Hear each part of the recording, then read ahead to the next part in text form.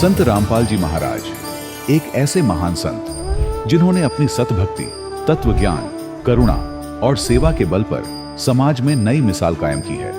संत रामपाल जी महाराज की अगुवाई में उनके सभी सतलोक आश्रमों से समाज कल्याण के अद्भुत कार्यों ने समाज को सुनहरे भविष्य की एक नई उम्मीद दिखाई है। संत रामपाल जी महाराज से नाम दीक्षा लेने के बाद लाखों लोगों की लाइलाज बीमारियां जैसे कैंसर, एड्स आदि ठीक हुई। संत जी के ज्ञान से प्रेरित होकर उनके अनुयायियों ने लाखों यूनिट रक्तदान किया। संत जी ने लाखों बहन बेटियों का दहेज मुक्त विवाह करवाया।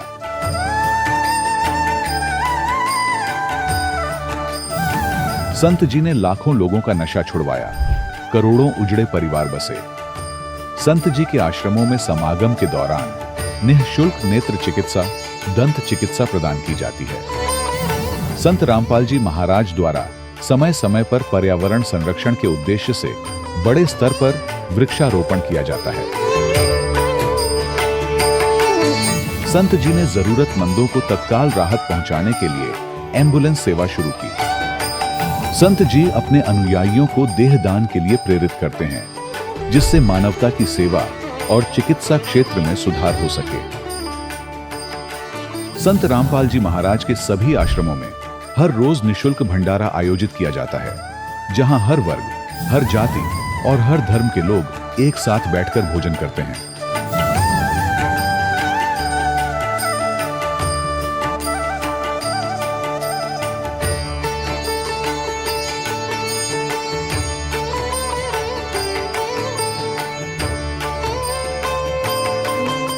संत रामपाल जी महाराज की अन्नपूर्णा मुहिम ने गरीब और बेसहारा लोगों के जीवन में एक नई ऊर्जा और उम्मीद को जन्म दिया है। घर घर खाद्य सामग्री और जरूरी मदद पहुंचाकर संत रामपाल जी महाराज ने लोगों को दुख और मजबूरी से लड़ने की ताकत प्रदान की है।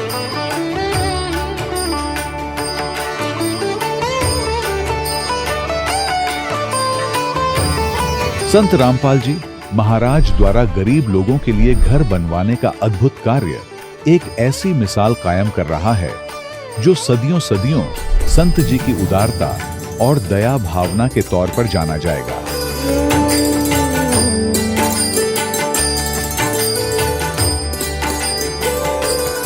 संत रामपाल जी महाराज के आश्रम में हजारों बुजुर्गों को सम्मान और प्यार के साथ जीवन जीने का अवसर मिलता है। उनके खाने, रहने और स्वास्थ्य की पूरी जिम्मेदारी संत रामपाल जी महाराज उठाते हैं। अनाथ बच्चों के लिए संत रामपाल जी महाराज के सभी आश्रम किसी वरदान से कम नहीं। यहाँ उन्हें शिक्षा, संस्कार और भविष्य के लिए बेहतर अवसर प्रदान किए जाते हैं। चाहे बाढ़ हो, भूकंप या महामारी, संत रामपाल जी महाराज और उनके अनुयायी हमेशा ही जरूरतमंदों के लिए सबसे आगे खड़े रहते हैं। कोविड महामारी के दौरान संत रामपाल जी महाराज के आश्रमों से करोड़ों लोगों के लिए भोजन, दवाइयां और जीवन रक्षक सामग्रियां उपलब्ध कराई गई। चाहे गरीब की मदद हो या किसी शोषित और पीड़ित वर्ग के हक और सम्मान की लड़ाई, संत रामपाल जी महाराज ने हमेशा ही उनकी दबी आवाज को सरकारों तक पहुंचाया है और उन्हें उचित न्याय दिलवाने में अहम भूमिका अदा की है। समाज में आध्यात्मिक और सामाजिक मूल्यों के प्रति जागरूकता लाने में संत रामपाल जी महाराज हर कदम पर मानवता के सच्चे सेवक साबित हुए हैं। संत रामपाल जी महाराज का जीवन हमें सिखाता है कि सच्ची सेवा वही है जो निस्वार्थ भाव से की जाए। आइए हम भी इस महान सेवा के कार्य में इस महान संत से जुड़ें और संत रामपाल जी महाराज से नाम दीक्षा लेकर अपने जीवन को धन्य बनाएं।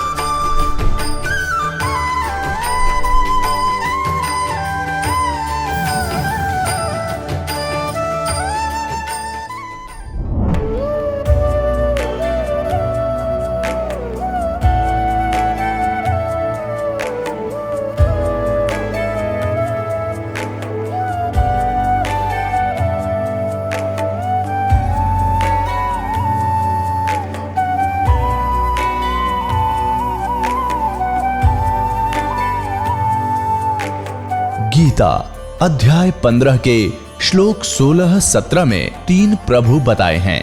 ये 3 प्रभु कौन हैं? किस प्रभु की शरण में जाने के पश्चात जन्म और मरण समाप्त हो सकता है? 3 प्रभुओं में सबसे उत्तम परमात्मा कौन है? कैसा है?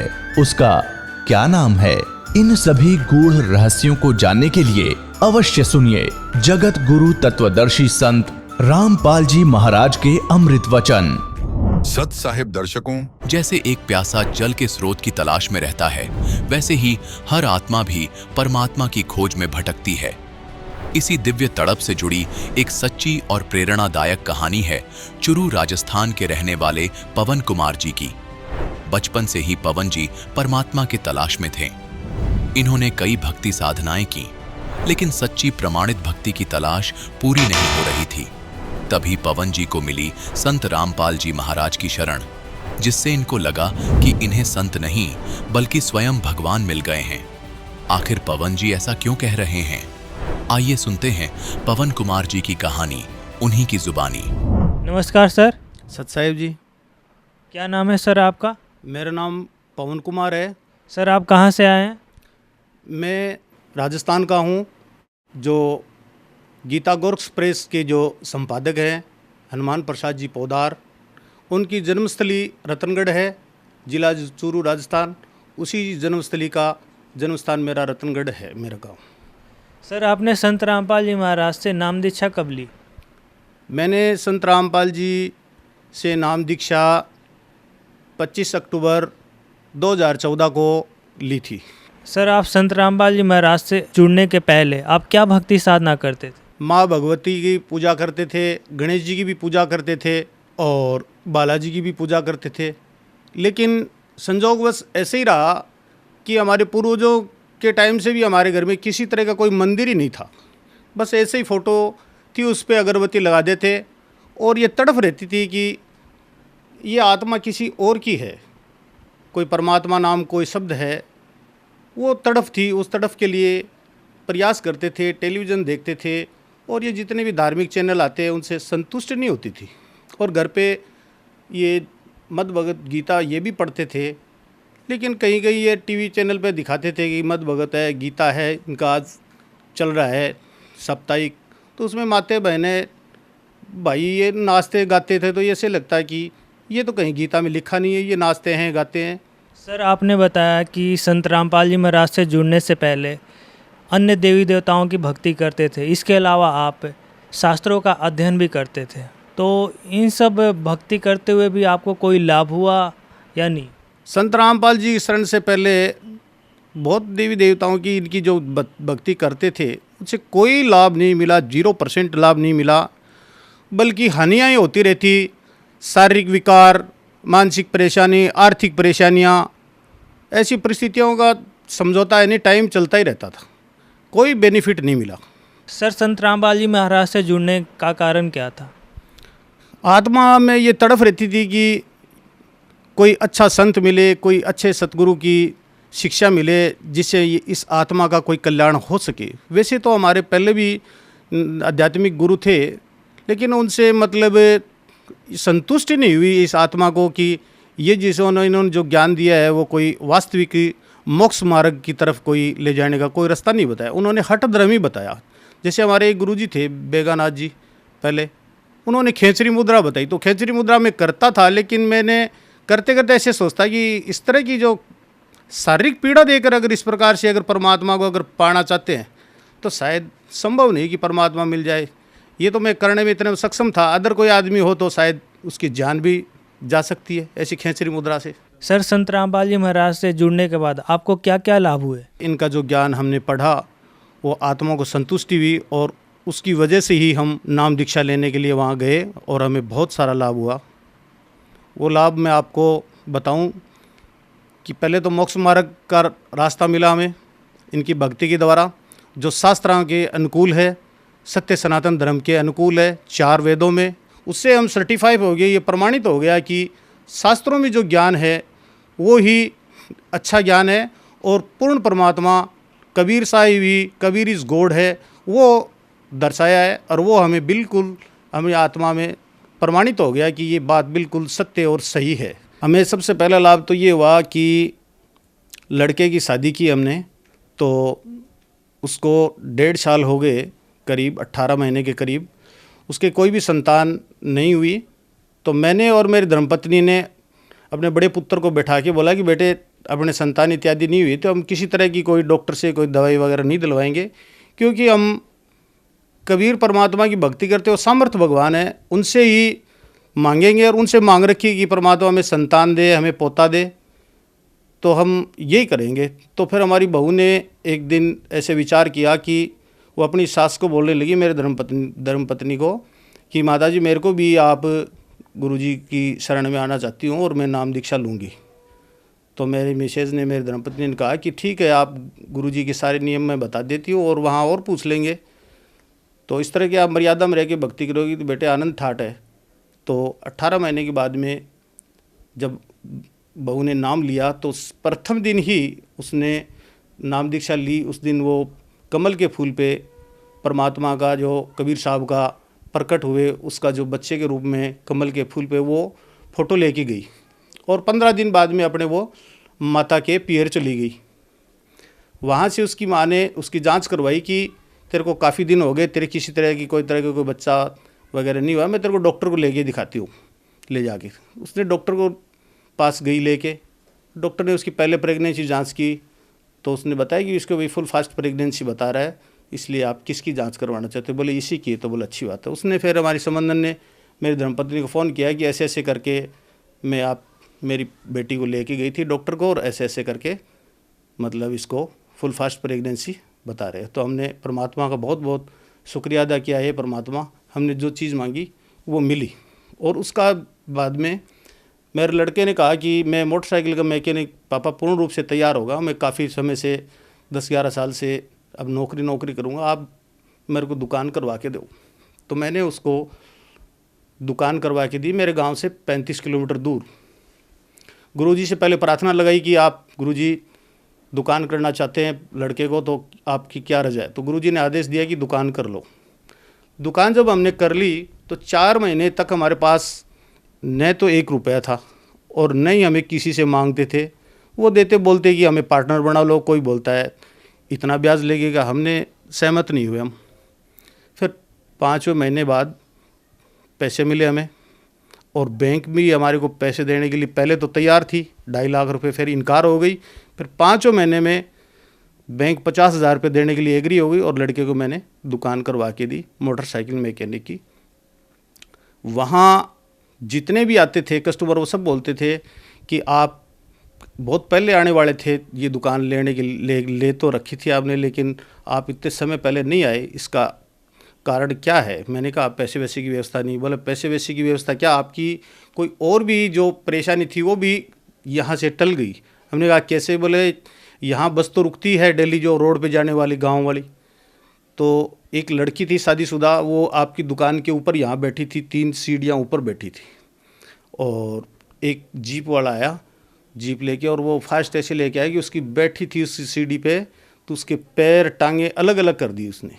तो हमें ये लगा कि कितनी बुरी परिस्थिति हमारे साथ होती, शायद गुरुजी ने हमारी आर्थिक व्यवस्था को रोक कर और हमें ये इस परिस्थिति से बचाया। फिर उसके बाद में मैं और लड़का एक मोटरसाइकिल एक मैकेनिक के पास गया, सरदार शहर जा रहे थे, तो वो उसका चेसेस इतना बेंड था कि हम उसको आराम से लेके जा रहे थे रात को 11 बजे।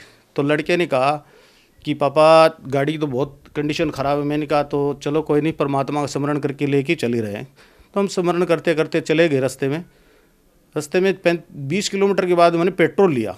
पेट्रोल लेने के बाद में मोटरसाइकिल में से चलते ही मेरे पुत्र के जेब से पर्स निकल के गिर गया। उसने कहा कि पापा मेरा पर्स गिर गया। मैंने कहा ठीक है, मुझे भी मालूम चल गया, मेरे पैर के टच हो गया, गिर जाने दे, जो भी कुछ है वो फिर परमात्मा देगा यार, नहीं उठाएंगे रात के टाइम, कहीं भी नहीं रोकेंगे, चलो कैसे भी। लड़के ने कहा उसमें ऐसे सामान है, ऐसे पैसे है, आइडिया है। मैंने कहा सारी कुछ बनवा देंगे। ऐसे करके हम पहुंच गए। तो मैकेनिक कहा आप कैसे चल के आए? मैंने कहा इसके ऊपर ही बैठ के आए। तो बोले ये तो बहुत बड़ी कोई शक्ति आपके साथ ही कि आज भी चल के आ सकते हैं, इस पर तो बैठ नहीं सकता आदमी, चल के आ ही नहीं सकता ऐसी बैंड स्थिति में। फिर भी बच्चे ने कहा कि पापा देखो वो पर्स गिर गया, आप पैसे वैसे अब आपके पास ही दो मैकेनिक को। मैंने कहा मैं दे देता हूँ। तो हमने उनको पैसे वैसे दे के उसी मोटरसाइकिल को रात को 3 बजे कंप्लीट करवा के वापस सरदार शेर से हमारे रतनगढ़ आए, 50 किलोमीटर चल के, और सुरक्षित पहुंच गए। और मेरे पुत्र ने कहा कि पापा मेरा पर्स कैसे भी करके मेरी सारी आइडिया बनवा लो। मेरी बीवी ने कहा कि बेटा ऐसे है, अपने गुरुजी से प्रार्थना लगा लो तो मिल जाएगी। ऐसे करते 4 रोज़ निकल गए। हम रोज़ाना उस बैग को उठाते, देखते, उसमें से कुछ नहीं मिलता था। 5वें रोज़ लड़का जब आया था दुकान से वो बैग को लेके, वो अपनी छोटी बहन को बोला कि ले तेरे लिए आइसक्रीम लेके आ रहा हूँ, तो उसने तुरंत बोला कि ये देखो मेरा पर्स निकल गया। वो मिट्टी से, धूल से भरा हुआ था, जबकि मेरे गांव से 50 किलोमीटर दूर रात्रि के टाइम में वो गिरा था। और 5वें दिन हमारे घर पे वो वापस लड़के के बैग में ही मिल गया था, जबकि हमारे घर में कहीं भी कोई कच्चा नहीं है, कहीं मिट्टी नहीं है, और रास्ते से लड़का डेली अप डाउन करता बस में, और दुकान में भी उसके अलावा और कोई दूसरा कोई आदमी भी नहीं है कि उसको डाल दे उसके अंदर।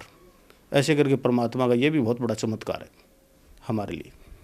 और आर्थिक व्यवस्था परमात्मा की दया से इतनी मजबूत है कि आज बिल्कुल अच्छे हैं, वो आपके सामने स्पष्ट है।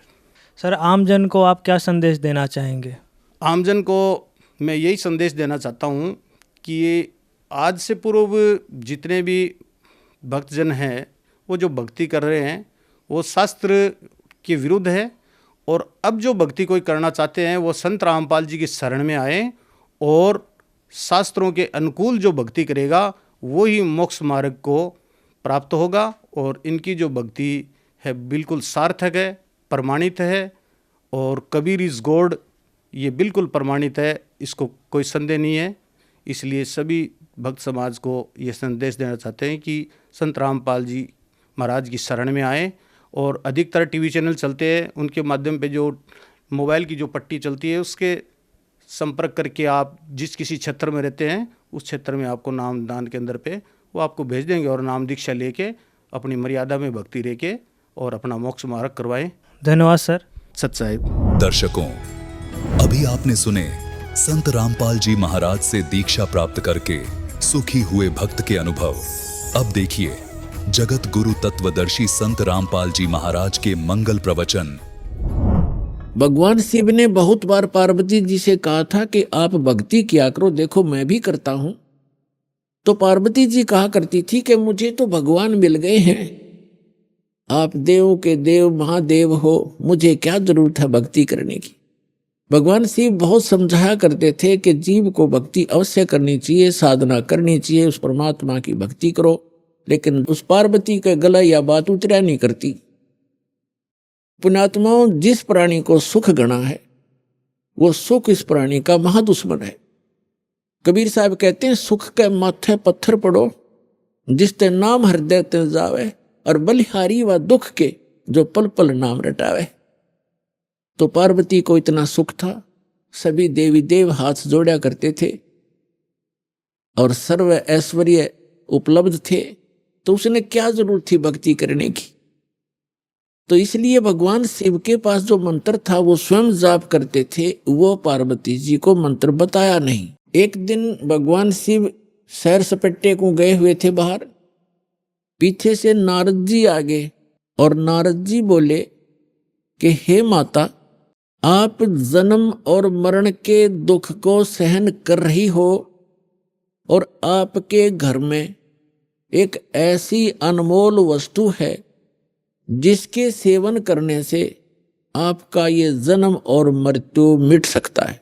पार्वती जी ने पूछा कि भाई नारद, ऐसी कौन सी वस्तु है, मुझे तो मालूम नहीं। उस नारद जी ने बताया कि भगवान शिव के पास एक मंत्र है, अमर मंत्र, और वो किसी को नहीं बताते और स्वयं मंत्र का जाप करते हैं, जिस कारण से वो अमर हैं। और उस मंत्र के अभाव से आप जन्म और मृत्यु को प्राप्त होते रहते हो। आपका 108वां जन्म है और भगवान शिव कांस्टेंट चल रहे हैं, और ये जितने भी ये कंकाल टंगे हुए हैं सिर के रोंड तेरे, ये आपके हैं। आप 107 बार मर चुकी हो, 107 बार ही आपने भगवान शिव को ही वर रूप में चुना है। 107 जन्म आपके हो चुके, 108वां चल रहा है। तो पार्वती जी का यह बात खटकेगी कि सचमुच ये मेरे ही सिर हैं, अगर आपके ही हैं ये। लेकिन ये बात गले नहीं उतरे कि भगवान शिव के पास ऐसा मंत्र और मुझे ना देवे, क्योंकि वो मुझे बहुत प्यार करते हैं, मेरे लिए वो सर्वस्व सौंप सकते हैं, सब कुछ दे सकते हैं। ये नहीं हो सकता नारद जी। नारद जी कहने लगे कि देख ले माता, अभी तक आपने उनको एज ए हस्बैंड ट्रीट किया है, एज ए गॉड ट्रीट नहीं किया। अभी तक आपने उसको पति रूप में व्यवहार किया है, आपने उनको भगवान नहीं समझा। और जब तक आपके हृदय में यह डिमांड नहीं होएगी, जैसे गॉड गुरु, गुरु जो होते हैं वो भगवान के तुल्य ही माने जाते, तो भगवान शिव उस समय इस मंत्र के प्रदान करने वाले गुरु थे। तो नारद जी तक कह के चले गए। अब पार्वती की नींद हराम होगी कि भगवान को आने दे, और मुझसे कोई अवश्य कोई ऐसी गलती बनी है जो ऐसी वस्तु को मुझसे छुपा रखा है, मैं अवश्य अभाग्नि कोई गलती कर रही होंगी। एकदम नम्रता आई। अब पहले तो पार्वती जी जैसे पति पत्नी बोलते हैं ऐसे बोला करती थी, और उस दिन आते ही चरणों में दंडवत प्रणाम किया और पैर पकड़ के रोने लगी। भगवान शिव ने पूछा कि किसने क्या कह दिया आपको, क्यों रो रहे हो, बताओ मुझे एक बार। तो पार्वती ने कहा कि आपके रहते मुझे कौन क्या कह सकता है, लेकिन मैं बहुत निकम्मी हूं कि मैं ऐसी कोई गलती कर रही हूं जिस कारण से आपने मुझसे एक अनमोल वस्तु छुपा रखी है। और मैं तो बालक हूं, आप तो भगवान हो, बालकों की गलतियां माफ किया करते, मैं तो बालिका हूं आपके सामने, और मुझे क्षमा करो मुझसे कोई ऐसी गलती हुई। आपके पास एक अमोघ मंत्र है जिससे मेरा कल्याण हो सकता है। और तब भगवान शिव ने सोचा आज या कौन सा स्टेशन पकड़गी, यदि कदे भी इस बात के निकट भी नहीं थी, ना ऐसा मैंने कदे भाव देखा, ऐसी विनम्र नहीं देखी। तब उसने कहा कि तुझे कौन ऐसा भगवान मिल गया जो तेरी बुद्धि बदल दी। ये तेरे सतर का ज्ञान नहीं पार्वती, तेरी बुद्धि को मैं खूब जानता हूं। तब पार्वती जी ने कहा कि नारद जी आए थे, उन्होंने मुझे बताया है कि ये जितने भी ये कंकाल टंगे हुए इस माला में, ये मेरे सिर के, मेरे मुंह के रुंड, ये मेरे ही बताए हैं। मैं 107 बार मर चुकी हूं और आपको ही पति बनाया है मैंने। हे भगवान, क्या मैं मरती थी, आप मुझे कितना प्यार करते हो, और ये जब मैं मरती थी तो क्या आपको दुख नहीं होता था, और फिर भी आपने मुझे वह वस्तु नहीं दी जिससे मैं आपके जीवन तक तो जीवित रह सकती थी, इस मंत्र से ऐसा बताया है।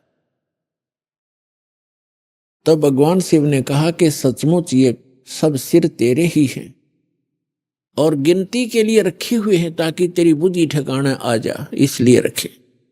और ये दिन आ गया आज। तो भगवान शिव ने कहा कि आज तक मैं तेरी मृत्यु के उपरांत मैं कितना दुखी हुआ करता, वो तो मेरा मन जाने। जैसे उन्होंने बताया कि एक बार राजा दक्ष के यहां तू मृत्यु को प्राप्त हुई थी, और तेरे उस अस्थि पिंजर को लिए मैं 10,000 वर्ष तक सीने से लगाए फिरा करता। मैं इतना पागल की तरह तेरे ऊपर आसक्त था, तेरे वियोग में मैं इतना दुखी होता था। पार्वती ने कहा कि फिर भी आपने मुझे यह मंत्र क्यों नहीं दिया जिससे मैं मरती नहीं और आपके साथ ही रहती। तब भगवान शिव ने कहा कि ये मंत्र ऐसे नहीं दिया जा सकता। जब तक जिज्ञासा प्रबल ना हो, इस मंत्र के बताने का कोई लाभ नहीं बताने वाले को, बल्कि पाप ही लगता है। अब जैसे एक सीप होती है जिससे मोती बनते हैं, एक जीव होता है समुद्र में, उसका ऊपर का जो बॉडी होता है वो बहुत सख्त होता है, और छोटा सा सीप होता है। जिस समय समुद्र के अंदर एक ऐसा वातावरण बनता है, उसको प्यास लगती है और वो समुद्र के जल को ग्रहण नहीं करती, वो ऊपर आ जाती है सतह पर, पानी के ऊपर की सतह पर। और जब स्वाति नक्षत्र की ऊपर से कोई बूंद आसमान से उसके मुख पर गिर जाती है उस समय, तो उस बूंद से जब मुंह खुला हो सीप का, उसकी डिमांड होती है उस बूंद की, आसमान के पानी की बूंद की, और उसमें मुंह खुला हो और उसमें वर्षा हो रही हो, तो मुंह खुले हुए पर एक ही बूंद पर्याप्त है उसमें मोती बनाने के लिए, और मुंह खुला ना हो और सीप बेशक ऊपर सतह पर जल के ऊपर घूम रही हो, चाहे सारा सामन बरस जा, उस मोती नहीं बन सकता क्योंकि उसका मुंह खुला नहीं है। तो ऐसे ऊपर बगैर मुंह खुले और उस बूंद की कोई वैल्यू नहीं है, व्यर्थ जाती है। ठीक इसी प्रकार भगवान शिव ने बताया कि आपके अंतःकरण का मुंह खुला नहीं था, आपके अंदर ये जिज्ञासा उत्पन्न नहीं हुई थी, इसकी डिमांड नहीं हुई थी। और आज नारद जी ने आपके अंदर ये प्रेरणा पैदा करके आपके अंतःकरण की वो डिमांड प्रेरित कर दिया आपको, आपकी प्रबल इच्छा होगी। अब ये मंत्र दूंगा पार्वती तो तेरा काम करेगा। पहले मैंने बहुत बार कोशिश की थी कि आपको ये मंत्र दूं, लेकिन आपने तो कान्ना पे कटाड़ी सारी बात, और कभी भी नहीं आपने भक्ति करने की सोची भी नहीं। अगर आप मेरे ज्ञान को सुनती तो मैं ये मंत्र आपको प्रेरित करके ये मंत्र भी देता, लेकिन ये ऐसा अनमोल मंत्र है, बगैर जिज्ञासु के और प्रबल इच्छा हुए बिना ये देना व्यर्थ होता है। इसलिए मैंने आपको मरते हुए भी देखा, मैं रोता भी था, डकराता था, टक्कर मारता था, लेकिन ये अनमोल वस्तु दे नहीं सकता था। तो पुण्यात्माओं, उस मंत्र को कितना कॉन्फिडेंस रखा गया था भगवान शिव के द्वारा। पार्वती के अतिरिक्त उन्होंने किसी को ये मंत्र फिर खोला भी नहीं।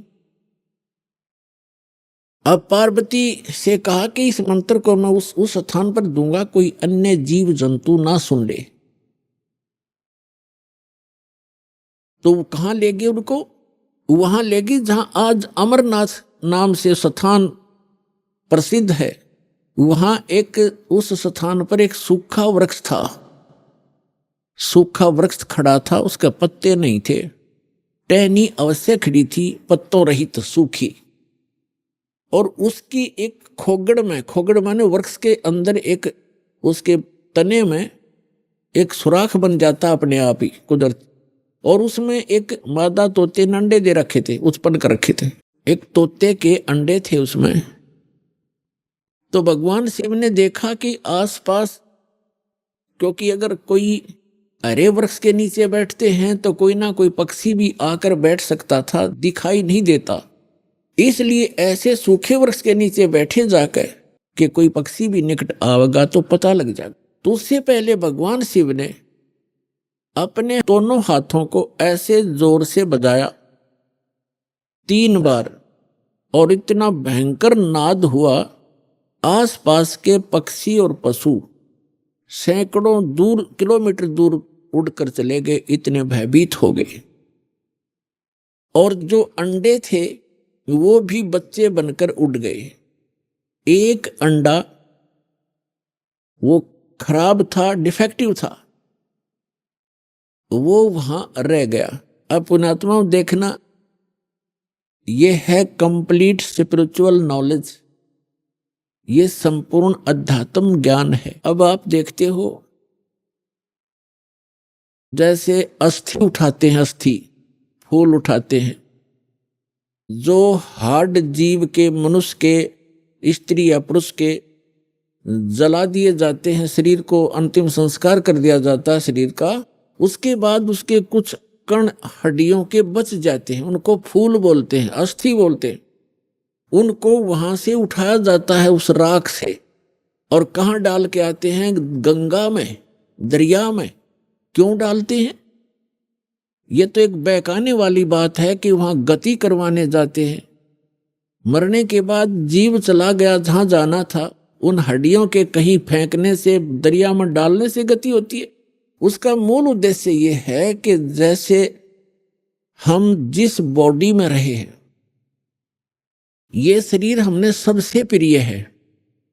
इंसान कोई रोगी हो जाता है, रोग भयंकर होता है, उसमें बहुत इलाज करवाना पड़ता है, तो अपने मकान और जमीन को भी बेचकर इस शरीर को सुरक्षित रखना चाहता है। ये कितना प्रिय होता है। और इसको छोड़कर जब ये प्राणी जाता है, पहले ये ऊपर ले जाया जाता है, वहां तपस्शिला पर इसको भूना जाता है, इसके अंदर से गंध निकालकर फिर इस जीव को फेंक दिया जाता है। ये आकाश मार्ग से आकर धर्मराज के दरबार में पंक्ति में खड़ा हो जाता है।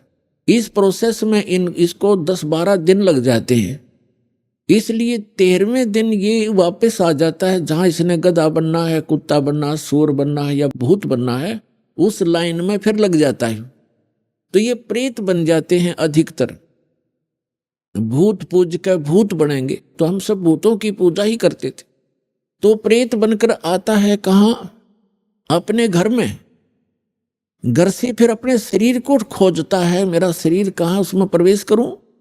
फिर वो वहां से चलता चलता जाता है, क्योंकि एक फिल्म सी बनी होती है, वो फिर वहां जाता है जहां उसका अंतिम संस्कार किया होता है। तो वहां अगर वो अस्थि नहीं उठाई जाती है, तो वो जीव उन अस्थियों को चिपक जाता, मेरी है, ये मेरी है, उनका चिपका रहता वहां पर। और जिन गुरुओं को ज्ञान तो था नहीं, उन्होंने सोचा कि ये अस्थि अगर यहां से उठाकर और कहीं फेंक आवे, दरिया में डाल दें, तो ये उस प्रेत का हाथ ना लगे, वो यहां चिपक कर ना बैठे इन शमशान घाट में, यहाँ गांव में ना रहे, कहीं और चला जा।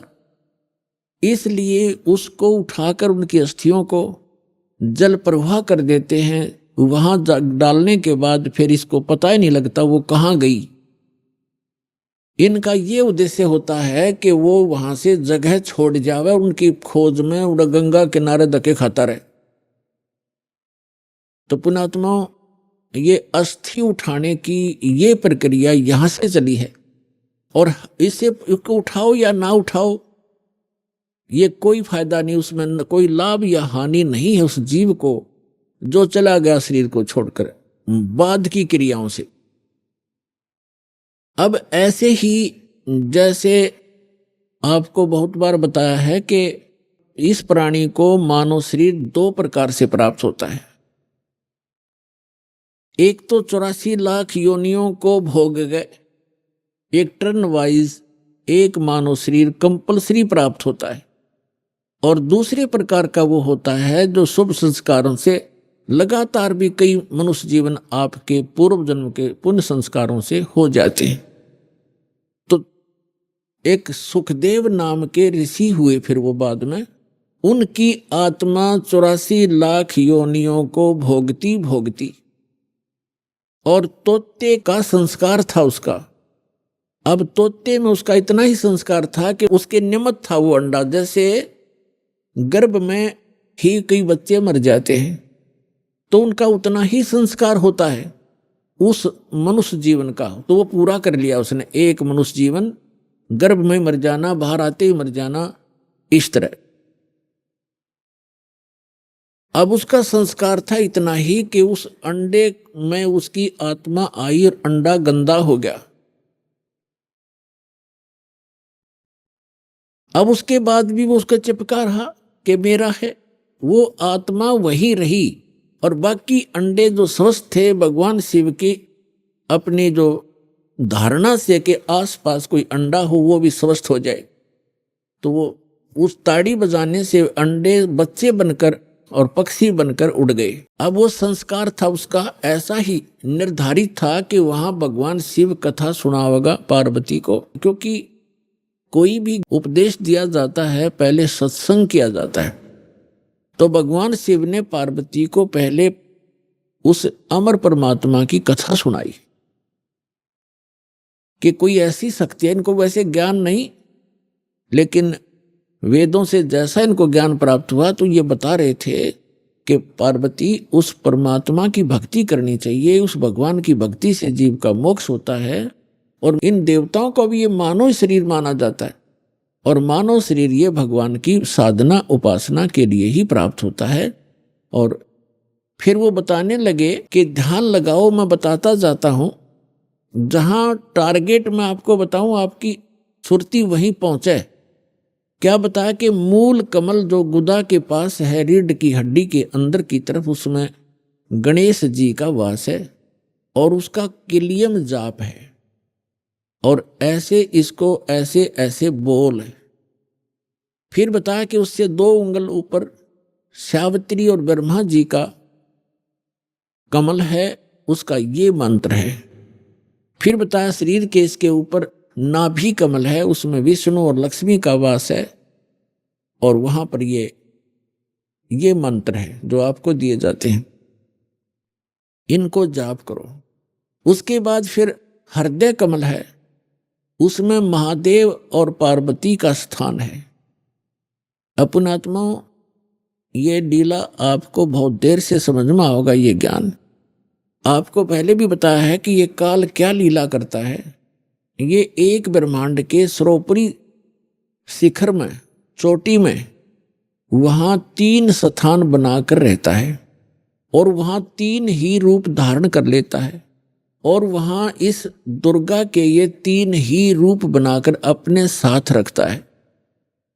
जैसे एक रजोगुण प्रधान क्षेत्र है, उसमें स्वयं ये चतुर्मुखी रूप धारण करके और लक्ष्मी को सावित्री रूप बनाकर अपने साथ रखता है। एक सतोगुण प्रधान क्षेत्र है, उसमें ये स्वयं विष्णु रूप धारण कर लेता है और दुर्गा को लक्ष्मी रूप में रखता है। और तीसरा वहां पर एक तमोगुण प्रधान क्षेत्र है, उसमें ये स्वयं अपना शिव रूप धारण करके, जैसा शिव आप देखते हो, और उसके 5 मुख हैं, उस शिव के भी 5 मुख हैं। वहां पर जब ये बनाता है वो 2-1 भी रख लेता है, ऐसा इसकी लीला है। तो 1000 तक ये मुख बना सकता है ये काल। तो वहां ये शिव रूप में रहता है और दुर्गा को पार्वती रूप में रखता है। तो जो हमारे कमलों के अंदर जो हमने जो दिखाई देंगे देवता, वो वही उसी का रिफ्लेक्शन दिखता है। और वहां के इन स्थानों के इंचार्ज ये इनके पुत्र होते हैं, जहां इनके कार्यालय हैं, जैसे शिवपुरी है, विष्णुपुरी है, ब्रह्मापुरी है, ये अलग है, और वहां पर रिफ्लेक्शन उसका ही आता है। और वहां जो जीव इस मंत्र का की साधना करते हैं, उनकी साधना का अकाउंट ये इसके पुत्र रखते हैं। जैसे हम ब्रह्मा जी और सावित्री का जाप करते हैं, तो वो अकाउंट इनके पास जाएगा, अकाउंट यही रखेंगे ये ब्रह्मा विष्णु महेश ही अलग से। तो पुण्यात्माओं, ये PhD का मार्ग है, धीरे धीरे आपका समझ में आएगा। तो यहाँ शिव बता रहा है कि हृदय कमल में शिव और पार्वती का स्थान है, इसके ऐसे 12 पंखुड़ियां हैं, इसका ये मंत्र है। फिर कंठ कमल में देखिए दुर्गा का स्थान है और इसमें इतने 16 पंखुड़ी हैं और इसका ये मंत्र है। तो ऐसे जब वो जाप करती हुई जा रही थी, फिर कहा कि त्रिकुटी की तरफ चलो पार्वती। अब ज्यों ही वो ऊपर को उठी, यहां से समाधिस्थ हो गई वो, क्योंकि पुण्यात्माएं जो होती हैं उनका शरीर एक बहुत कोमल होता है, उनमें इतने विकार नहीं होते जैसे हम कलयुग में आ गए। सतयुग में क्या था? सतयुग में प्रत्येक व्यक्ति कोई भी था, जन साधारण भी और ब्राह्मण गुरु भी, उनकी समाधि तुरंत लग जाया करती थी, क्योंकि शरीर इतना पिछले पुण्य संस्कारों से इतना कोमल होता था, इतना स्वच्छ होता था, आसानी से समाधि लग जाती थी। तो ऐसी वो शरीर था पार्वती का, तो स्वयं उनका एकदम समाधि लग गई। वो अंदर सुरती उसकी कमलों में चली गई और उन कमलों में घुसकर वो नजारा देखने लगी। अब जैसे पुण्यात्माओं, आप सिनेमा देखने जाते थे पहले, अब तो नहीं देखेंगे हम, पहले सिनेमा देखने जाते थे 3 घंटे, 3 घंटा का न्यू पता नहीं चला था किस में गए, क्योंकि कभी कुछ देख रहे हैं, कभी कुछ देख रहे हैं, कभी कुछ देख रहे हैं। 1 सेकंड में वो है पावा था, खत्म होगी भाई। और बस स्टैंड पे बस की इंतजार कर ले, 10 मिनट में 20 पे उठेगा, 10 पे बैठेगा, आई किसी आई। तो इस तरह हम जो समाधिस्थ ऋषि होते थे, इनकी काल रोल मारा करता, इन्हें मूर्ख बनाया करता। जैसे किसी भी एक कमल में ये प्रवेश कर गए, एक कमल जैसे टीवी चैनल में कोई चैनल ऑन कर लिया और उसमें जो भी नज़ारे हैं वो यहाँ से बिल्कुल हटकर हैं और वो ऐसे दृश्य हैं ये मन देखता देखता दंग रह जाता है, इसको पता नहीं चलता कितना समय बीत गया। तो इस प्रकार वो काफी समय तक ये नजारे देखा करते, मोक्ष नहीं हुआ इनका। तो जो दास आपको कंसेप्ट क्लियर करने जा रहा है, इस प्रकार पार्वती का कोई चैनल ऑन हो गया और उस चैनल में वह घुस गई, लागी सिनेमा देखने। अब जब सुरती चली जाती है दूर तो आभास शरीर को नहीं होता। जैसे हमने कई बार देखा कि बातें कर रहे होते हैं बस स्टैंड पर, और कुछ जो हमें नहीं जरूरत जिन व्हीकलों की, जैसे हम इंतजार कर रहे हैं बस की, अरे कोई ट्रक आ गया और उसके हमारे पास से गुजर गया हॉर्न देता हुआ, हमें पता भी नहीं वो हॉर्न कब देकर बजा के चला गया। हम इतने उन बातों में मगन हो गए, इतनी सुरती हमारी वहां से हट गई। तो ऐसे पार्वती की सुरती हट गई और शिव जी बता रहे थे कि ऊपर देखो मूल कमल में आपको ऐसे दिखाई देगा, हृदय कमल में ऐसे दिखेगा। तो पार्वती की समाधि लगी, किसी कमल में पहुंच गई, वह घुस गई उसमें, वह सैर सपट्टे कर रही। उधर से वो गंदा अंडा जो था तोते का, वो स्वस्थ हो गया भगवान की चर्चा सुन के। और एक महापुरुष के मुख से वो जल्दी असर करती है। तो उसी समय वो स्वस्थ होकर अंडे से बाहर निकलकर बच्चा भी बन गया तोते का। और वो तोता फिर भगवान शिव बता रहे हैं कि ये मंत्र जाप करो, इसको ऐसे ऐसे जाप करो, किलियम जपो गौरा, सुन मंडल में पहुंचे बोरा। इस पर काफी लंबा प्रकरण है, फिर बताएंगे। और ऐसे हरियम हरियम जपो, तो सारा बता रहा था। पहले तो पार्वती कह रही थी हाँ ऐसा ऐसा है, हाँ जी हाँ जी। तो फिर तोता लग गया कहने हाँ जी। अब पार्वती तो समाधिस्थ, भगवान शिव ने अला के देखा हुआ तो समाधिस्थ हो रही है, और हाँ जी की आवाज कहां से आ रही है। तो जब उसने देखा कि अवश्य यहाँ कोई व्यक्ति है, इधर उधर देखा तो तोते ने सोचा है भी शिव जी पकड़ेगा, तेरी टिटवी दाबेगा। अब वो उड़ लिया, तोता वहां से उड़ लिया फर्र दही करके। अब शिव जी ने देखा कि इसने मेरा मंत्र प्राप्त कर लिया, और तोता बड़ा बदमाश होता है, यो किताब बोल लेगा इसने। और ये ऐसे बताने से किसी व्यक्ति के हाथ लग गया। जैसे ये राक्षस क्यों बन गए, जो साधना करते थे मर्यादा तोड़ गए, सब विकार करने लग गए, और उस भक्ति से उसमें सिद्धियां उतनी ही आ गई जो देवताओं में थी, लेकिन उनके कर्म बिगड़ गए, तो वो बराबर की शक्ति युक्त हो गए और दुखदायी एलिमेंट बन गए। इसलिए इन मंत्रों को अभी तक हम गुप्त रखते हैं कि एक आम जो बगैर किसी अधिकारी के इसको दिया नहीं जा सकता, यह हानि कर सकता है, फिर आम समाज के लिए भी दुखदायी बन जाता है। तो ये कारण था कि जनसाधारण कहते हैं भाई ये मंत्रों को तुम्हारे गुरुजी गुप्त क्यों रखते हैं।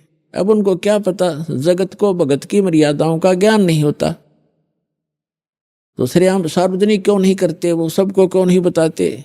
कोई बात है, अब आपके पास 20 लाख रुपये हैं तो बांट देना सबको, खड़ा होगा गली में बांट दे, 10-10 रुपये, 100-100, 500, 1000-1000। जब तक कहेगा कौन से बेटे ने दूं, जो सा ठीक ठाक रखे, खराब ना कर दे।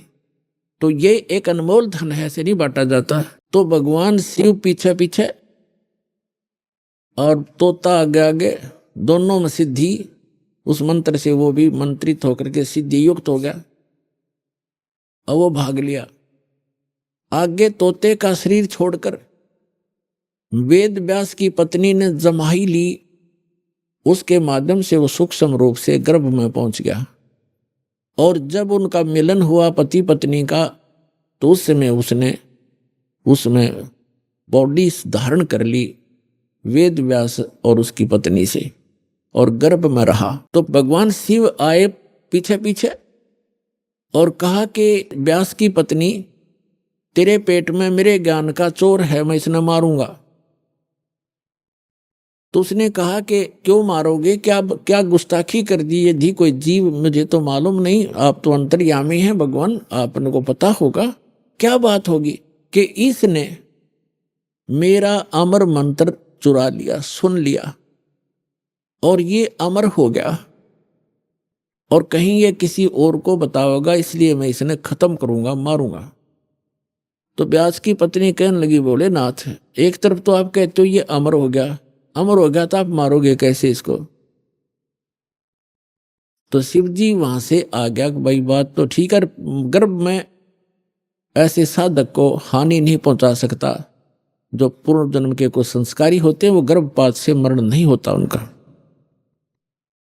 और फिर व्यास जी और उसकी पत्नी भी साधक थे, तो साधक को कोई भी देव जो हानि नहीं पहुंचा सकता। तो भगवान शिव वापस आ गया। अब कहने का भाव ये है दास का कि पार्वती जी को वो मंत्र मिला भगवान शिव से, कहाँ? जहां पर आज हम एक अमरनाथ का मंदिर मानते हैं, अमरनाथ मानते हैं, और वहां अपने कल्याण के लिए हम वहां दर्शनार्थ जाते हैं कि हमारा मोक्ष हो जाएगा। अमरनाथ पर जाने से नहीं, अपने आत्माओं वो मंत्र से मोक्ष हुआ पार्वती का, उस अमरनाथ से नहीं। अमरनाथ एक स्थान है जहां पार्वती जी को वो अनमोल मंत्र प्राप्त हुआ था। अब इस दास के पास वो कंप्लीट स्पिरिचुअल नॉलेज है, वो अमर मंत्र है। ये अमर मंत्र जो भगवान शिव ने पार्वती जी को दिया, ये तो इतना अमर है, जब तक शिव रहेगा पार्वती की मृत्यु पुनः नहीं होगी। और एक दिन पार्वती भी मरेगी, शिव भी मरेंगे, ये अविनाशी नहीं है। इसका प्रमाण है श्री देवी भागवत 3रा स्कंद सचित्र मोटा टाइप 3रे स्कंद में गीता प्रेस गोरखपुर से प्रकाशित के 123 पृष्ठ पे भगवान विष्णु स्वयं कहते हैं, अपनी माता की स्तुति करते हैं दुर्गा की, तुम शुद्ध स्वरूपा हो, ये सारा संसार तुम्ही से उद्भासित हो रहा है। मैं ब्रह्मा और शंकर आप ही के कारण हम वर्तमान हैं, और हमारा तो आविर्भाव माने जन्म और तिरोभाव माने मृत्यु हुआ करता है, हम अविनाशी नहीं है। अपने आत्माओं, जैसे इस दास से मंत्र आप जी को बरवाला के पुराने आश्रम में मिला है, तो उसके लिए वो पुराना आश्रम अमरनाथ है जहां वो मंत्र मिला आपको। अब उस बरवाला आश्रम में माथा टेकने तो नहीं, उस मंत्र के जाप करने से आपका मोक्ष होगा। और वो मंत्र आपको ये दास कहीं भी मिल जावे, जैसे घर घर जाया करते थे हम, वो घर में मंत्र देते थे, तो उनके लिए वो स्थान है वो अमरनाथ जहाँ ये मंत्र मिला था। उस अमर मंत्र के मिलने वाले स्थान से मोक्ष नहीं, चाहे माथा टेको चाहे ना टेको, उस मंत्र के जाप से मर्यादा में रहते हुए साधना करने से आपका मोक्ष होगा। जैसे पहले हम नगर नगर में जाकर सत्संग करने लगे थे, और वहां टेंट लगाया करते थे ग्राउंड में, ईंटों की भट्ठी बनाकर हलवा खीर बनाते थे, और सत्संग करके हम दूसरे शहर में चले जाते थे। अभी आपने सुने संत रामपाल जी महाराज के मंगल प्रवचन। आइए अब सुनते हैं संत रामपाल जी महाराज से नाम दीक्षा लेकर सतभक्ति करके अद्भुत लाभ प्राप्त करने वाले अनुयायी के विचार। दर्शकों, नशे की लत मानव जीवन की सबसे बड़ी दुश्मन है, जो व्यक्ति को अंदर से पूरी तरह खोखला कर देती है। काशीपुर उत्तराखंड के निवासी अखिलेश चौहान जी भी इसी विनाशकारी लत के शिकार थे। नशे से छुटकारा पाने के लिए इन्होंने कई प्रयास किए, यहाँ तक कि संत राम रहीम जी की शरण में भी गए, लेकिन वहां भी इन्हें कोई राहत नहीं मिली। नशे के कारण एक दुर्घटना में इनका पैर भी टूट गया, लेकिन 7 फरवरी 2013 के दिन इनके जीवन में एक ऐसा मोड़ आया जब इन्होंने संत रामपाल जी महाराज की शरण ली। आज अखिलेश जी का कहना है, संत रामपाल जी महाराज से नाम दीक्षा लेने के बाद मेरा नशा पूरी तरह छूट गया। दर्शकों, आखिर ऐसा कैसे हो सकता है कि जिस नशे को छुड़ाने के लिए सरकार नशा मुक्ति केंद्र खोलती है, लेकिन फिर भी किसी का नशा नहीं छूट पाता। पर संत रामपाल जी महाराज आखिर ऐसी क्या वस्तु अपने शिष्यों को दे देते हैं कि वे नशे से नफरत करने लगते हैं? आइए जानते हैं कि आखिर इसकी सच्चाई क्या है। सुनते हैं अखिलेश जी की कहानी, उन्हीं की जुबानी। नमस्कार सर। नमस्कार सर जी। सर क्या नाम है आपका? ये अखिलेश चौहान नाम है मेरा। अखिलेश जी आप कहाँ से हैं? जी मैं काशीपुर, जिला उधमसिंह नगर, उत्तराखंड से आया हूँ। अखिलेश जी, संत रामपाल जी महाराज से नाम दीक्षा आपने कब ली? जी संत रामपाल जी महाराज से दीक्षा मैंने 2013 7 फरवरी को ली। अखिलेश जी, संत रामपाल जी महाराज से नाम दीक्षा लेने से पहले आप क्या भक्ति साधनाएं करते थे? जी, संत रामपाल जी महाराज जी से जुड़ने से पहले देवी देवता की पूजा करना, बृहस्पति देव का व्रत रखना, केले के जड़ में पूजा करना, पीले कपड़े पहनना और पीला भोजन करना, ये सारी प्रक्रिया करते थे। क्योंकि हमारे परिवार में शुरू से ही जो बृहस्पति देव को इष्ट रूप में पूजा जाता था और हमारी माता श्री भी इनकी बहुत अच्छी भक्त थी, लेकिन हमें इनसे कोई वृद्धि या कोई लाभ नहीं मिला। अखिलेश जी, संत रामपाल जी महाराज की शरण में आप कैसे आए?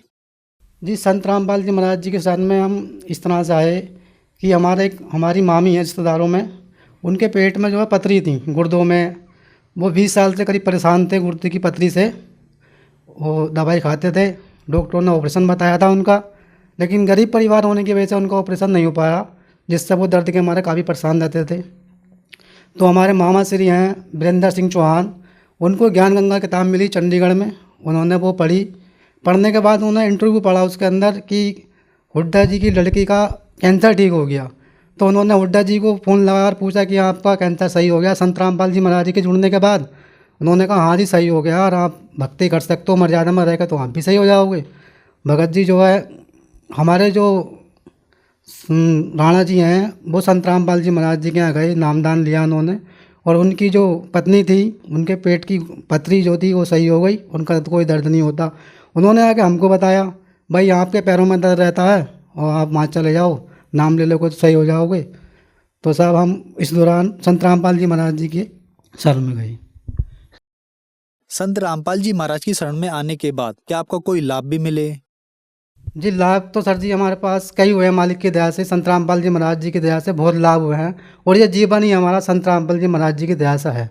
जी, पहला लाभ मैं ये बताना चाहूँगा आपको कि मैं नशे से बहुत ज़्यादा परेशान था। इतना ज़्यादा परेशान था कि पूरे दिन काम करना और शाम को नशा करना, कि शाम को 5 बजने के बाद ऐसा लगता था कि अब हमें जो है शराब की हट्टी पे जाना है, कोई सी भी दारू मिले, कैसी मिले, कहीं पे भी हो, वहाँ पहुँचना है और उसे पीना है। पीने के बाद इतनी पी लेते थे कि कभी छत से कूद जाओ या आत्महत्या कर लो, मर जाओ, कि अंदर कोई प्रेत घुस गया, वो दारू पी रहा है और मारने की बातें कर रहा है।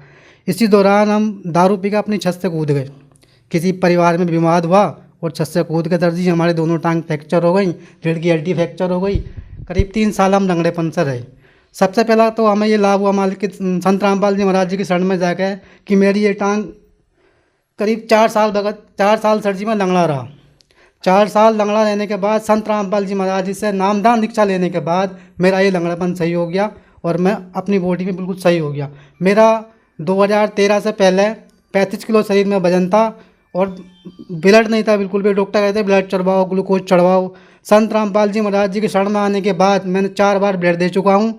वजन मेरा 65 किलो है और मालिक की दया से मेरी रीढ़ की हड्डी में कोई दिक्कत नहीं, दोनों पैर मेरे सही हैं और मैं सही काम करता हूँ और सही सारा करता हूँ। सर जी, नशा तो मैं इस तरह से करता था, समझ लो कि जैसे कोई दारू ऐसा से पीता था जैसे कोई पानी पीता हो। हमारी 4-5 नशा करने वालों की टीम थी, वो कहते थे मैं तुझसे ज़्यादा पी जाऊँ, मैं तुझसे ज़्यादा पी जाऊँ। तो 2-2, 3-3 बोतल हम पी जाते थे, हमें ये पता नहीं चलता कि दारू कितनी पी रहे हैं, कि समझ लो कोई भूत घुस के अंदर आके पी रहा, पता ही नहीं चल रहा। और उसके बाद कभी कभी ऐसा होता था कि एक पैक पिया और साहब छत से कूद गए, लड़ाई झगड़े करने लगे। सुल्फा भी पी लिया, शराब भी पी ली और कैप्सूल भी खा ली, फिर भी नशा नहीं हुआ। इतना नशा करते थे हम। और जैसे काम करते थे, मैं पेंटिंग का काम करता हूँ, ठेकेदारी करता हूँ, मालिक से पैसे लिए और नशा करने चले गए। नशा करके लौट के आए तो सारे पैसे गायब, सब खत्म, कुछ है ही नहीं। नशा तो इतना ज़्यादा करता था मैं, कई बार आत्महत्या करने की कोशिश करी नशा करने के बाद, कि नशा किया और साहब ट्रेन की पटरी के नीचे जाकर लेट गए, कि ये झगड़ा कर लिया, पिट के आ गए, उससे बेफजूल के सारे काम करते थे।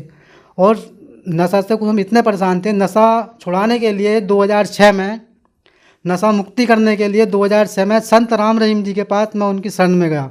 उनसे बोला कि साहब हमारा नशा मुक्त करा दो, हम आपकी जो हमें बताओगे हम उस तरह से साधना करेंगे। हम उनके पास गए। जाने के बाद क्या हुआ, वो सामने राम रहीम जी सामने बैठे, हम नीचे बैठे, पंडाल में बैठे थे। तो नशे की इतनी बुरी आदत थी कि हम संत राम रहीम जी के आश्रम के अंदर भी सुरती मल के खाए। वहाँ भी हमारा वहाँ जाकर नशा नहीं हुआ, क्यों, हम नशे से ज़्यादा ही परेशान थे। लेकिन वहाँ पर उन्होंने एक बात बता दी थी कि भाई साहब आपका नशा मुक्त हो जाएगा, आप साधना करना और साधना करने के बाद जो है आप बिल्कुल सही हो जाओगे। रात को 2:30 बजे उठना, कपड़ा डालना और जो मंत्र दिया गया था वो उसका जो है साधना करते थे और कहते थे हे मालिक हमारा नशा छुड़वा दो, हम तुम्हारी ये बात ढंग से करेंगे। सुबह उठे फिर वो दारू पी ली, फिर बीड़ी सिगरेट पी लिए, उसके बाद फिर वही रोज़ का काम, फिर याद आया फिर माफ़ी मांगी, फिर वही काम। लेकिन नशा हमारा नहीं छूटा। नशा हमारा संत रामपाल जी महाराज जी की शरण में जाने के बाद ही छूटा सर जी। सर जी एक लाभ और हुआ है हमारे जीवन में। जब हम किराए के मकान पर रहते थे, गरीब परिवार था सर जी, तो हमने जो अपने मकान जहाँ जगह ली है उसके अंदर टीन शेड डाला, और वहाँ पे एक तो हमारे पास लाइट नहीं, और जो पानी मिलता वो मोटर लगानी पड़ती, मोटर लगती है वहाँ करीब 30-35 हज़ार रुपये में, और उसमें ज़मीन में वैसा सर जी जो है 250 फीट से ऊपर पानी नहीं है। तो वहाँ कई बारों को दिखाया, उन्होंने कहा भाई यहाँ 250 फीट पे ही गलाना पड़ेगा, मोटर डालनी पड़ेगी तब आपका पानी मिलेगा। तो भाई सर जी हमने संत रामपाल जी महाराज जी से अरदास लगाई और कहा जी संत रामपाल जी महाराज गुरु परमात्मा जी हमें ऐसे दिक्कत है और हमारे पास लाइट भी नहीं है और पानी भी नहीं है। तो वहाँ से आया बेटा आप जो एक बार मिस्त्री को दिखाओ और आपका पानी आ जाएगा। अब सर जी मिस्त्री को हमने पहले ही दिखा रखा था, उन्होंने सबने पहले ही मना कर रखा था कि भाई पानी नहीं मिलेगा। तो अपने आप वो मिस्त्री हमारे घर आया, उसने समरसेबल करा और उसके अंदर जो है एक बहुत लंबी सरिया डाली, डालने के बाद पानी दे दिया। और पहले वही मिस्त्री बोल के गया था आप जो सरिया डाल रहे हो ये आपके हाथ पैर तोड़ देगा, काफ़ी प्रेशर मारेगा और ये ऊपर लगेगा, हाथ तोड़ेगा, पैर तोड़ेगा, ये कामयाब नहीं होगा आपका। उसके बाद वो खुद आया और उसने सरिया डाला और वो नल आज तक ऐसे ही चलता है, जरा सा बच्चा चल रहा था, कोई झटका नहीं मारता। और उस जगह के एरिया में कोई ये कहे कि मैं झूठ बोल रहा हूँ, आज भी काशीपुर में, जिला उधम सिंह नगर, काशीपुर पॉलिटेक्निक के पास, पूर्व बिहार, अखिलेश चौहान मेरा नाम है और मेरी माँ का नाम शीला है। वो नल आज भी खड़ा हुआ है और आज भी पानी देता है, कोई भी जगह चला सकता है। उस मोहल्ले के अंदर किसी के यहाँ हैंडपम्प नहीं लगा हुआ, ये हकीकत बात बता रहा हूँ मैं। किसी के यहाँ पानी नहीं है, सब लाइट भाग जाती है, अगर घंटों अगर लाइट नहीं आए तो सब पानी को परेशान हो जाते हैं, सब उस नल से पानी भरते हैं। वो संत रामपाल जी महाराज जी की दया से वो नल आज भी चल रहा है। अखिलेश जी आप बहुत ज्यादा नशा करते थे, नशा छुड़ाने के लिए आप राम रहीम जी के भी पास गए, वहाँ पर आपका नशा नहीं छूटा, लेकिन संत रामपाल जी महाराज की शरण में आने के बाद आपका नशा छूट गया। तो सर ऐसा कैसे संभव हो रहा है कि जो श्रद्धालु संत रामपाल जी महाराज से नाम दीक्षा लेते हैं उनका नशा एकदम से छूट जाता है? जी सर जी देखो ये तो ऐसा है ना, जितने भी इससे पहले और भी संत हैं औरों के पास भी जा रहे हैं, नशा मुक्ति के लिए जा रहे हैं, रोग ठीक कराने जा रहे हैं, जैसे भी जा रहे हैं, तो वहाँ पे जो है ना पूर्ण शक्ति नहीं है, पूर्ण परमात्मा नहीं है, वहाँ पे जो पावर मिलनी चाहिए वो नहीं मिल रही है। हम राम जी के यहाँ गए, उन्होंने हमें मूल मंत्र दिए, लेकिन वो मूल मंत्र उन्होंने काम नहीं किया, क्योंकि उनके जो देवी देवताओं के मूल मंत्र हैं वो और किसी संत के पास है ही नहीं। और यहाँ जो संत रामपाल जी महाराज जी के पास जो भी भक्त आता है या जो भी कोई जगत का आता है या कहीं की भक्ति करने वाला आता है, उसको सही भक्ति मिलती है, सही राह मिलती है, सभी देवी देवताओं के सच्चे मंत्र मिलते हैं, जिन मंत्रों का जाप करने से आपके सारे रोग दूर हो जाते हैं, सारा नशा दूर हो जाता है, सारी बीमारी दूर हो जाती है। अखिलेश जी आज टीवी पर आपको लाखों दर्शक देख रहे हैं, उनके लिए आप क्या कहना चाहेंगे, खास करके उन व्यक्तियों के लिए जो अपना नशा छोड़ना चाहते हैं लेकिन नहीं छोड़ पा रहे हैं? देखो सर जी मैं उनके लिए ये कहना चाहूँगा, सबसे पहली बात तो यह है कि बंदा नशा खुद नहीं करता, उसको एक आदत पड़ जाती है करने की। फिर कुछ हमारे पितर पूत प्रेत ऐसा होता है अंदर घुस जाते हैं बॉडी के अंदर, वो नशा करता रहता है, हमें पता नहीं चलता हम कर क्या रहे हैं। और आपने अपना जीवन सुखी बनाना है, अगर आपने अपने बच्चों को पालना पोषण अच्छा करना, अगर अपने परिवार में, अपने समाज में, अपनी जगह पे इमेज बनानी है, तो आपका नशा जब ही छूटेगा जब आप संत रामपाल जी महाराज जी के शरण में आओगे और उनसे नाम दीक्षा लेके भक्ति करोगे।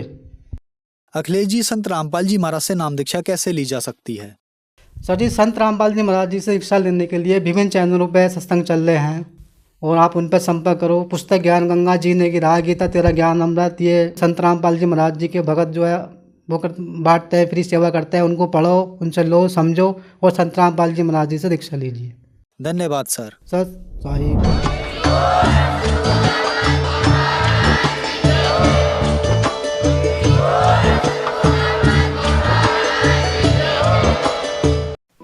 आप सुन रहे थे जगत गुरु तत्वदर्शी संत रामपाल जी महाराज के मंगल प्रवचन। अधिक जानकारी के लिए संपर्क करें।